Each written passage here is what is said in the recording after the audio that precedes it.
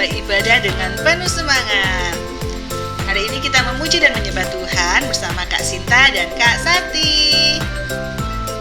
Lalu kita akan melihat kelanjutan cerita Nenek Ina dan Nenek Ija. Wah, seru. Baru hari nggak makan nasi, aduh. Aku membandel, nggak mau dengar nasihat Mbak Ija. Iya, aku Ina. Iya, Dek. Ina. Ya ampun, aduh. Kita akan belajar kebenaran firman Tuhan lebih dalam lagi bersama Kak Yemima, pertobatan seri yang keempat.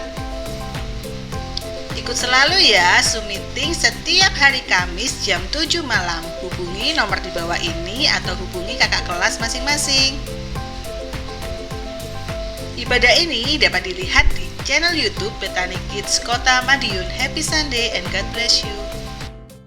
Siap Bethany Kids. Gimana kabar kalian hari ini? Pastinya luar biasa. Hari ini bersama dengan Kak Santi dan Kak Sinta. kita akan mulai ibadah hari ini ya. Sebelumnya kita berdoa dulu. Tuhan Yesus, terima kasih buat hari ini kami dapat beribadah walaupun secara online. Tapi kami percaya hadirat-Mu selalu ada di tengah-tengah kami. Dekati ibadah kami hari ini dari awal, pertengahan hingga akhirnya. Terima kasih Tuhan buat segalanya. Haleluya. Amin.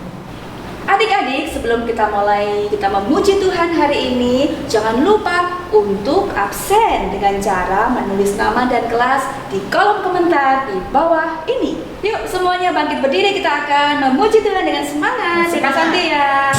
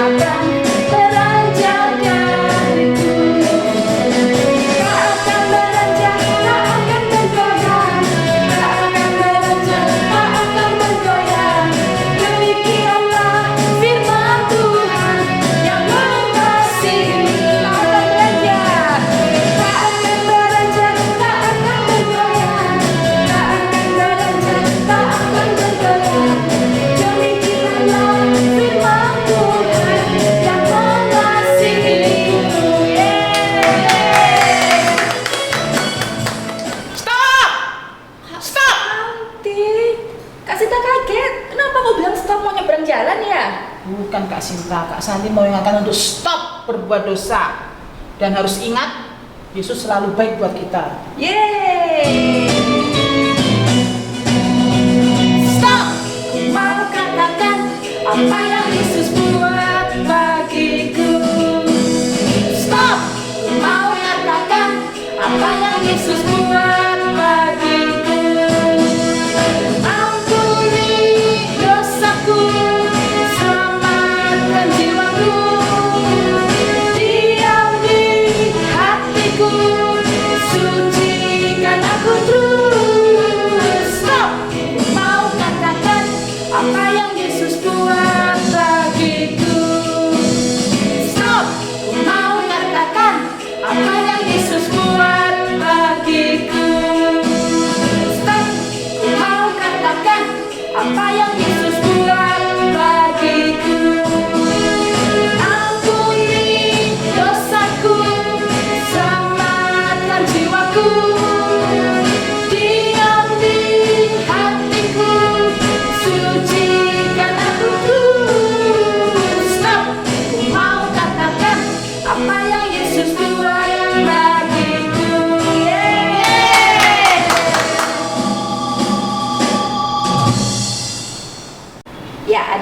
silakan duduk kembali. Sekarang kita akan siapkan hati kita, siapkan telinga kita. Kita akan belajar firman Tuhan. Nah, sebelum itu kakak ajak untuk kita tutup mata. Kita angkat satu pujian, kita akan sembah Tuhan.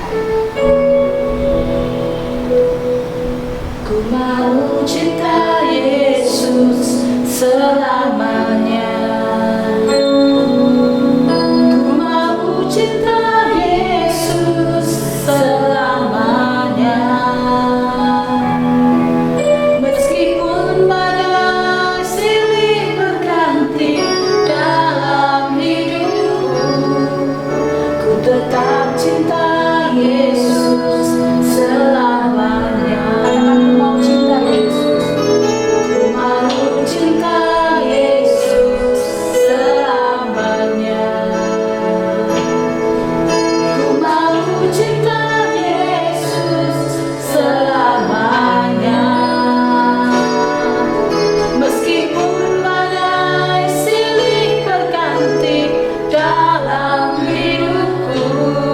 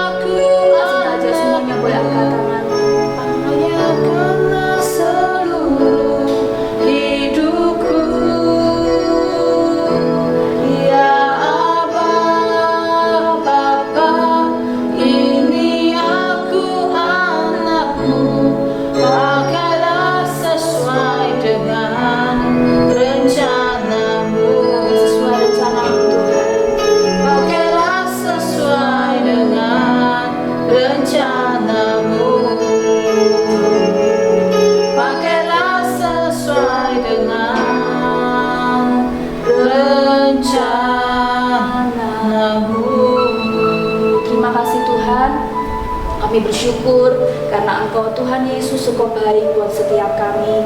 Sebentar Tuhan kami akan belajar firman-Mu, kami akan duduk dengan baik Tuhan, kami akan dengar firman-Mu, kami akan belajar dengan sungguh-sungguh kebenaran firman-Mu Tuhan. Kami percaya dimanapun kami semua berada, dimanapun kami mengikuti ibadah online pada hari ini, kami percaya Engkau hadir di tengah-tengah kami. Berbicaralah Tuhan, pakai kakak kami yang akan menyampaikan firman-Mu. Terima kasih, kami mau belajar, mampukan kami supaya kami menjadi pelaku-pelaku firman Tuhan. Terima kasih, di dalam nama Tuhan Yesus kami sudah berdoa dan mengucap syukur. Haleluya. Amin. Lapar, aku lapar. Udah 2 hari nggak makan nasi. Aduh, gimana ini, perutku perih. Pokoknya harus makan. Pokoknya tapi aku harus pegang duit banyak juga. Kalau dipikir-pikir ya, dulu pas waktu aku hidup sama Mbak selalu baik sama aku, perhatian sama aku, ngasih semua yang aku pingin. Meskipun ngomel-ngomel juga sih, tapi kalau mau makan aja kayak gini aku susah, sengsara. Apa lebih baik aku pulang ke rumah aja ya, minta maaf sama Mbak Ija. Pasti Mbak Ija mau maafkan. Tapi tunggu dulu, tapi aku juga ngerasa bersalah ini. Aku udah kabur bawa uangnya yang banyak serta perhiasannya. Aduh, pasti nggak dimaafkan. Aduh, gimana dong? Tapi aku butuh duit, aku butuh makan. Aduh, lapar. Pulang? Enggak. Pulang? Enggak. Gimana dong? Kalau kayak gini, pada semua ninggalin aku nggak punya teman, apalagi aku nggak punya duit lagi. Aduh, udah pasti barang tentu mereka nggak peduli lagi sama aku. Jangankan aku ditolong, temenan aja sama aku gak mau mereka. Aduh, kalau diinget-inget, kalau dipikir-pikir, Mbak Ija ada benernya juga.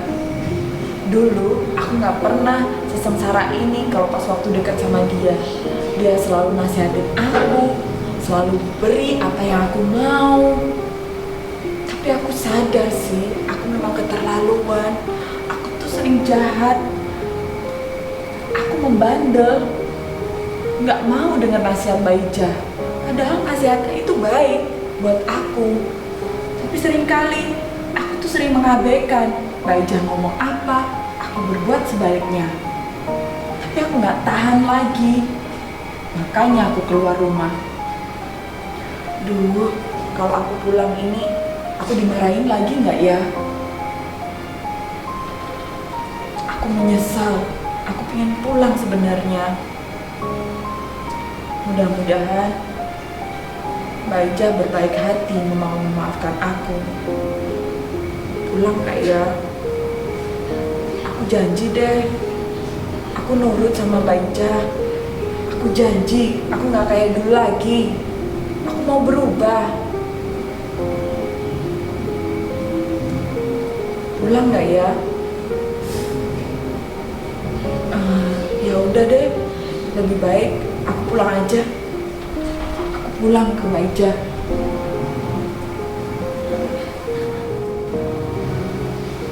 Aduh, ini sudah berbulan-bulan loh ya. Ina kok gak pulang-pulang, ini gimana toh anak ini? Aduh, gimana sih? Sebenarnya aku tuh ya marah, ya jengkel.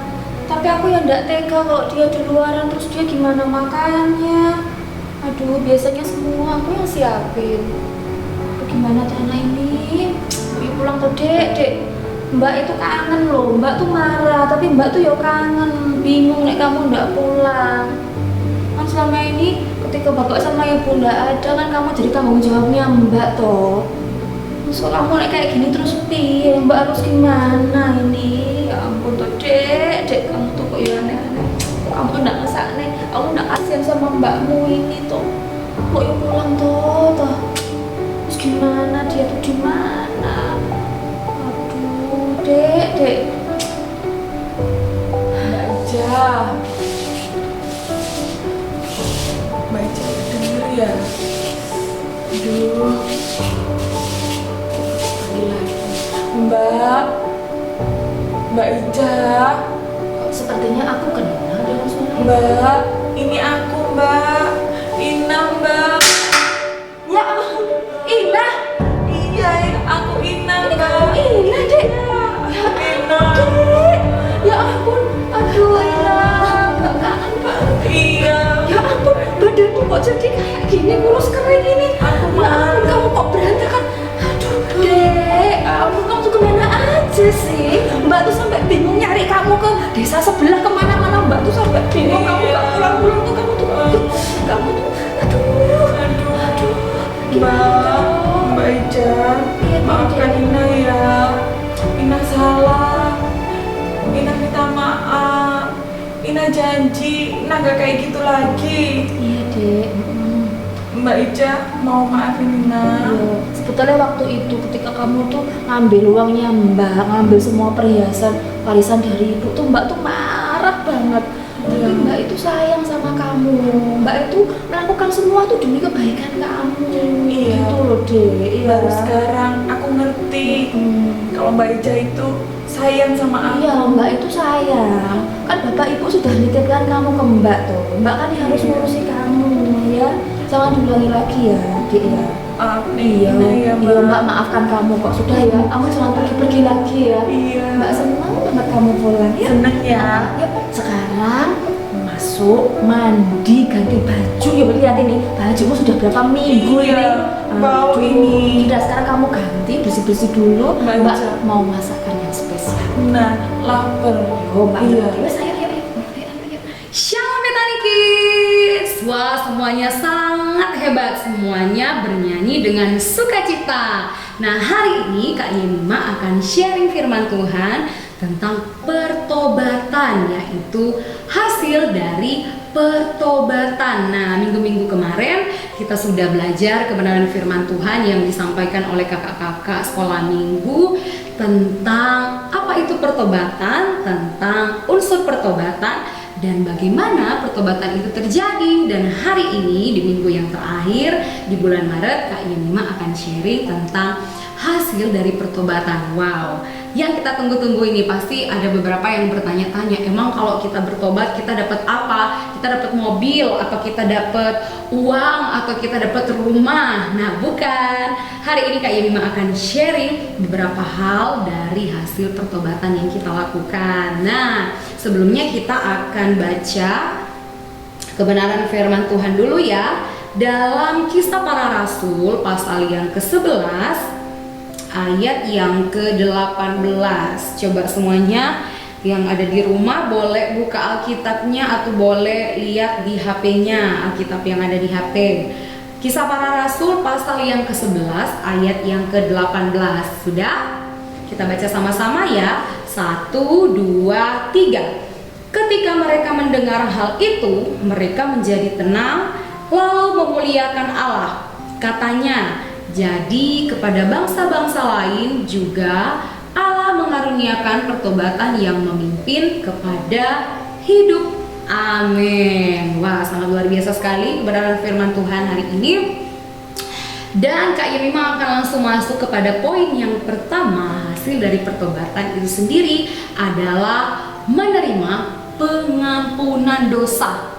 Sekali lagi, hasil dari pertobatan yang pertama adalah menerima pengampunan dosa. Nah, kita mau baca sekali lagi nih ayatnya dalam Kisah Para Rasul pasal yang ketiga ayat 19. Kisah Para Rasul pasal yang ketiga ayat yang ke-19. Di sini dikatakan, karena itu sadarlah dan bertobatlah supaya dosamu dihapuskan. Sekali lagi, karena itu sadarlah dan bertobatlah supaya dosamu dihapuskan. Wah, ini coba kita kembali lagi mengingat kisah tentang Yunus. Siapa yang masih ingat kisah tentang Yunus? Angkat tangan. Wah, semuanya sangat hebat. Jadi Yunus diutus Tuhan untuk pergi ke Niniwe, namun Yunus mengingkari itu. Yunus mencoba-coba untuk lari dari panggilan Tuhan. Tuhan menyuruh Yunus ke Niniwe, tapi dia mencoba-coba untuk melarikan diri ke Tarsis. Dan ternyata apa yang terjadi? Yunus ditelan oleh ikan yang sangat besar. Ketika dia di dalam perut ikan, dia berdoa dan dia menyadari kesalahannya, dan Yunus mengaku dosanya, dan kemudian Yunus bertobat. Dan tidak sampai di situ saja, ternyata Tuhan Yesus benar-benar mengampuni dosa Yunus, dan kemudian Tuhan Yesus tetap mengutus Yunus untuk melanjutkan perjalanan, harus tetap pergi ke Niniwe untuk menyampaikan perintah Tuhan.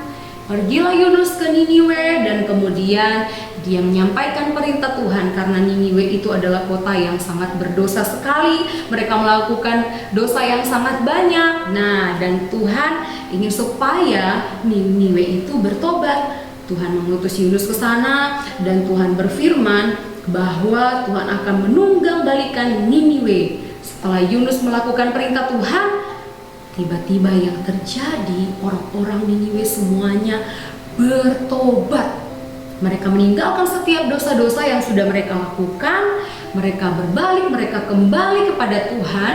Mereka mengaku dosa mereka, dan mereka bertobat. Wow, terus apakah yang terjadi? Tuhan Yesus mengampuni dosa orang-orang yang ada di Niniwe. Jadi mereka menerima pengampunan dosa dari Tuhan. Kemudian Tuhan membatalkan untuk menunggangbalikan Niniwe. Wow, sangat bagus kan? Tuhan Yesus itu adalah Tuhan yang maha pengampun loh.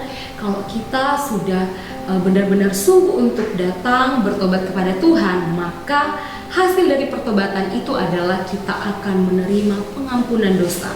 Ketika kita datang di hadapan Tuhan, kita angkat tangan, kita bilang, Tuhan ampuni setiap dosa Kak Yem, Tuhan ampuni setiap dosaku, aku yang sering berbohong, aku mau mohon ampun, Tuhan aku mau bertobat. Maka kita akan menerima pengampunan dosa itu dari Tuhan Yesus sendiri. Nah, sekarang kita akan masuk dalam poin yang kedua. Apa hasil dari pertobatan? Hasil dari pertobatan yaitu kita akan menerima hidup. Wah, menerima hidup ini tuh gimana Kak Yem? Kita menerima hidup yaitu karena kita adalah ciptaan yang mulia. Tuhan menciptakan kita baik adanya. Kalau kita baca dalam Kejadian ya, Tuhan menciptakan kita baik adanya, dan Tuhan menciptakan kita segambar dan serupa dengan Tuhan. Jadi ketika kita bertobat datang sungguh-sungguh kepada Tuhan, kita memohon ampun untuk setiap kesalahan dan dosa yang sudah kita lakukan, maka kita akan menerima hidup yang betul-betul menjadi hidup yang berharga, menjadi hidup yang berarti, menjadi hidup yang mulia di mata Tuhan. Nah, dan poin yang ketiga, hasil dari pertobatan itu, yang ketiga adalah menerima pembaharuan. Wow, menerima pembaharuan. Biasanya Roh Kudus yang selalu mengingatkan kita. Jadi ketika kita sudah benar-benar sungguh bertobat dan minta ampun kepada Tuhan, kita datang kepada Tuhan, kita kembali kepada Tuhan, maka kita akan menerima pembaharuan hidup itu. Sekarang kita baca dulu ya dalam 2 Korintus pasal yang ke-5 ayat yang ke-17. Sekali lagi dalam 2 Korintus pasal yang ke-5 ayat yang ke-17. Ayo kita sama-sama baca ya. Jadi siapa yang ada di dalam Kristus, ia adalah ciptaan baru, yang lama sudah berlalu dan sesungguhnya yang baru sudah datang. Nah, ketika kita bertobat, kita sudah menerima pembaharuan hidup itu. Ketika kita sudah bertobat, meninggalkan setiap dosa kita datang kepada Tuhan, maka Tuhan mengatakan bahwa kita adalah ciptaan baru, yang lama sudah berlalu Yang lama itu kita sudah berbuat dosa, kita suka bohong, kita suka mencuri, kita suka bentak-bentak orang tua, kita suka menyontek. Itu sudah berlalu. Kita tinggalkan semuanya dan hidup kita sudah menerima pembaharuan itu, dan kita sudah menerima sesungguhnya sesuatu yang baru sudah datang, yaitu pertobatan. Hidup dalam kebenaran. Yang dulunya suka nyontek, yang dulunya suka bohong, yang dulunya suka nyuri, suka bentak-bentak orang tua, tidak menghormati orang tua, kita sudah tinggalkan yang lama itu dan kita kembali kepada Tuhan, kita bertobat, kita menjadi ciptaan yang baru. Yang baru itu adalah hidup yang benar. Kita mau menjadi anak-anak yang menghormati orang tua, menjadi anak-anak yang rajin belajar supaya tidak menyontek. Kita mau jadi anak-anak yang jujur. Jadi semua yang baik sudah dibaharui dalam kehidupan kita. Lewat apa? Lewat Roh Kudus yang akan tetap terus mengingatkan setiap kita. Nah, ketika Roh Kudus ada dalam hidup kita, pasti kita sudah menerima pembaharuan hidup itu, dan hidup kita tetap terus dibaharui semakin hari, semakin menjadi lebih baik lagi. Tuhan tidak pernah memandang setiap umur kita. Ada yang masih bayi, ada yang masih TK, ada yang SD, SMP. Tuhan tidak memandang umur kita. Tuhan memandang kita semua sama. Ketika kita benar-benar mau bertobat pada Tuhan, berbalik kepada Tuhan, kita mau datang, maka Roh Kudus akan tetap terus memperbaharui hidup kita menjadi lebih baik lagi. Oke, sekarang kita akan lanjut di poin yang keempat. Nah, ini dia poin yang keempat. Hasil dari pertobatan kita adalah menerima karunia Roh Kudus. Wow, menerima karunia Roh Kudus. Ini sudah 4, tinggal 1 lagi. Jadi ada banyak sekali, tapi Kak Yemima hanya bahas 4 poin saja, 5 poin saja ya. Jadi hasil pertobatan yang keempat adalah menerima karunia Roh Kudus. Wow, menerima karunia Roh Kudus sepertinya adalah sesuatu hal yang wow bagi setiap kita. Pasti anak-anak tanya, apa sih menerima karunia Roh Kudus itu, Kak? Kak Yemima hanya mengambil 2 saja di sini ya, karena ada banyak sekali karunia Roh Kudus itu ketika kita terima. Salah satunya adalah karunia untuk melayani. Wah, jadi ketika kita benar-benar sungguh bertobat, datang kepada Tuhan, maka kita akan menerima karunia Roh Kudus. Salah satunya adalah kita akan melayani. Mungkin ada yang sudah kangen ya, pengen melayani, kangen bermain musik, kangen jadi usher, kangen jadi choir, kangen jadi singer, jadi WL, semua pelayanan jadi kangen. Tapi kita percaya bahwa waktu Tuhan yang terbaik, kita harus tetap berdoa supaya kita akan kembali beribadah offline dan kita akan bertemu dan melayani bersama-sama. Kita harus tetap pegang bahwa ketika kita hidup dalam pertobatan, maka kita akan menerima karunia Roh Kudus itu. Salah satunya adalah ketika kita melayani dalam banyak hal. Mungkin kita belum bisa melayani di gereja karena ibadahnya masih online. Kita bisa melayani di rumah, salah satunya adalah melayani orang tua, menghormati orang tua. Kita harus mengasihi orang tua, kakak, adik, semuanya harus saling mengasihi. Nah, yang kedua, menerima karunia Roh Kudus adalah memberitakan Injil atau kabar baik. Nah, ini dia nih, memberitakan Injil atau kabar baik. Contohnya seperti apa, Kak? Kita harus hidup benar. Kita harus menjadi contoh meskipun kita masih kecil. Kalau kakak atau adik kita berbuat salah, kita harus bilang, hei, tidak boleh seperti itu loh. Tuhan Yesus ajarkan kita harus berbuat baik. Tuhan Yesus ajarkan kita harus menjadi anak yang jujur. Tuhan Yesus ajarkan kita harus menjadi anak yang taat dan hormat kepada orang tua.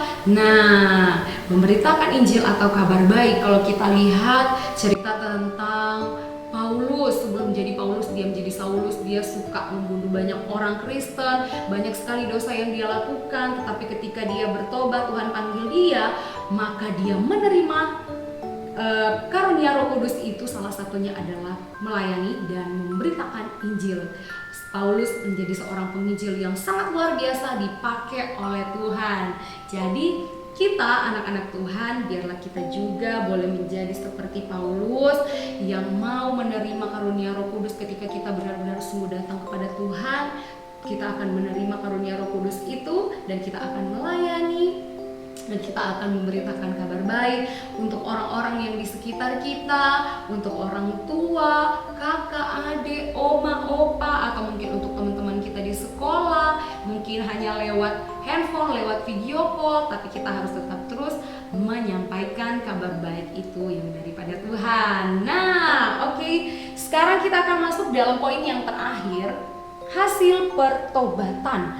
Poin yang terakhir ini adalah menerima pemulihan.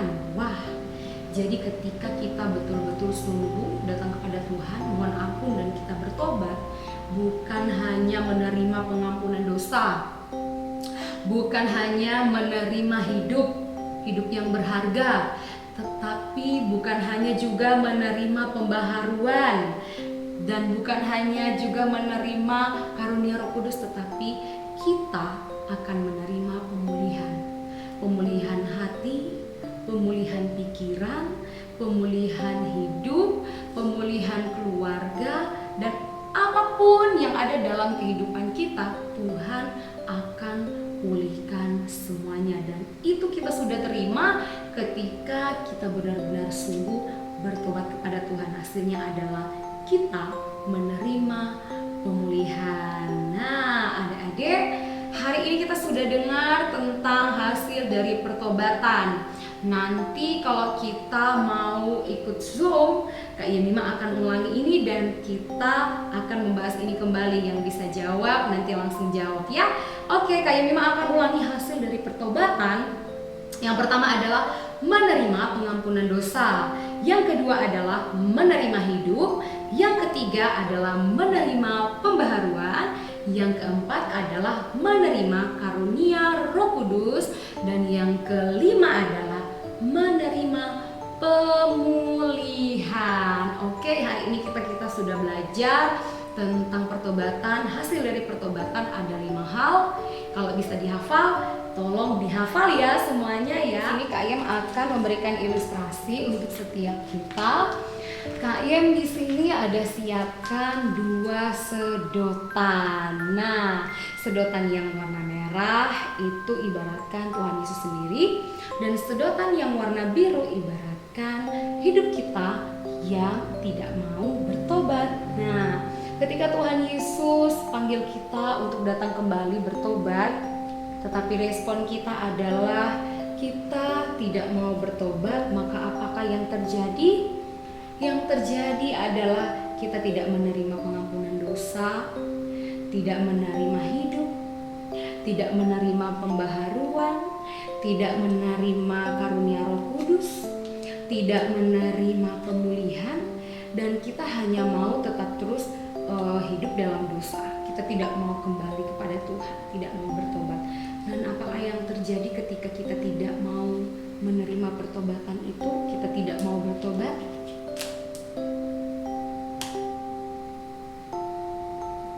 Maka kita tidak akan tinggal di dalam Tuhan. Kita akan terpisah dengan Tuhan. Kita akan tetap terus bahagia dengan hidup yang berdosa itu. Sekali lagi ya, ketika Tuhan Yesus panggil kita untuk bertobat kembali kepada Tuhan, tapi kita ngambil keputusan, aku tetap mau berbuat dosa, aku nggak mau bertobat, aku mau tetap bohong itu enak kok, aku mau tetap melawan orang tua, soalnya mama sama papaku ya kayak gitu deh.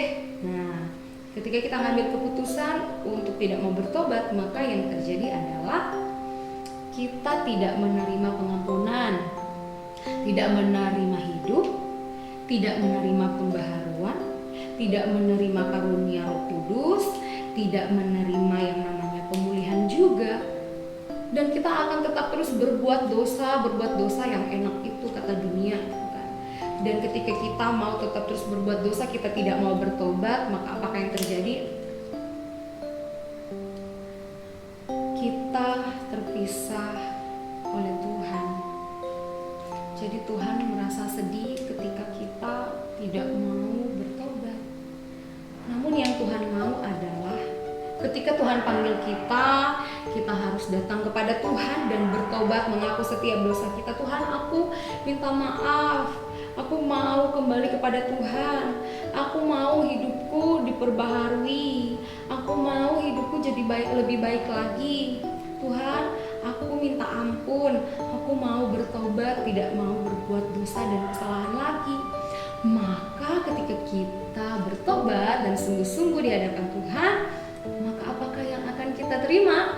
Hasil dari pertobatan itu adalah kita menerima pengampunan dosa, kita menerima hidup, kita menerima yang namanya pembaharuan, terus kita menerima yang namanya karunia Roh Kudus, terus kita menerima yang namanya pemulihan. Dan setelah kita menerima semuanya, apakah yang terjadi? Wow, ternyata hidup kita tetap terus di dalam Tuhan, tidak bisa lepas. Karena kita sudah hidup dalam pertobatan, maka hidup kita akan tetap terus di dalam Tuhan, bersama dengan Tuhan, dan menjadi hidup yang lebih baik lagi, tidak bisa lepas. Oke anak-anak, pelajaran firman Tuhan hari ini dialah membuat setiap kita untuk tetap terus hidup dalam pertobatan. Ketika kita berbuat dosa, Tuhan mau kita datang kepada Tuhan dan kita minta ampun untuk setiap kesalahan dan dosa yang sudah kita perbuat. Meskipun kita masih kecil, dari sekarang kita belajar untuk datang kepada Tuhan, untuk minta ampun, untuk kita bertobat. Dan kita harus janji kalau kita tetap mau melakukan yang terbaik untuk Tuhan. Kita mau bertobat, kita mau hidup kita tetap terus menjadi hidup yang lebih baik lagi, dan kita menerima hasil pertobatan itu. Oke, Kak Yemi mau mengakhiri sharing firman Tuhan hari ini, namun sebelumnya kita akan berdoa dulu ya. Tuhan Yesus, terima kasih untuk kesempatan yang Tuhan berikan bagi setiap kami. Tuhan, ini setiap kami anak-anak-Mu Bethany Kids, dari rumah kami masing-masing atau dimanapun kami berada, kami rindu untuk tetap terus tinggal di dalam Tuhan. Kami rindu untuk kami tetap terus hidup dalam pertobatan. Roh Kudus, ingatkan terus setiap kami anak-anak-Mu untuk kami tetap terus datang di hadapan-Mu, kembali kepada Engkau, mengaku setiap dosa kami yang sudah kami lakukan. Maka ya Tuhan, kami percaya Engkau Tuhan Yesus yang akan tetap terus mengampuni setiap dosa dan kesalahan kami. Tuhan Yesus, ini kehidupan kami, ini hati kami mau tetap terus melakukan kebenaran firman Tuhan, yaitu hidup dalam pertobatan, dan kami menerima hasil dari pertobatan itu yang sungguh luar biasa yang Tuhan berikan bagi setiap kami. Tuhan Yesus memberkati sekolah kami, pelajaran kami. Jadikan kami anak-anak yang pintar, jadikan kami anak-anak yang penuh hikmat, yang asalnya daripada Engkau. Dan Tuhan Yesus juga tetap terus memberkati setiap kedua orang tua kami. Terima kasih Tuhan Yesus, ini setiap doa dan permohonan kami hanya di dalam nama Tuhan Yesus. Kami berdoa dan kami bersyukur, haleluya. Sama-sama katakan amin. Wah, Kak Santi, firman Tuhan hari ini sangat luar biasa. Jangan lupa kita stop berbuat dosa dan tetap semangat untuk jadi pelaku firman ya Kak ya. Jadi anak Tuhan yang luar biasa ya. Dan jangan lupa untuk selalu like, comment, and subscribe channel YouTube Bethany Kids Kata Madiun. Stop, ku mau katakan apa yang Yesus buat bagiku. Lagi. Stop, ku mau katakan apa yang Yesus buat bagiku.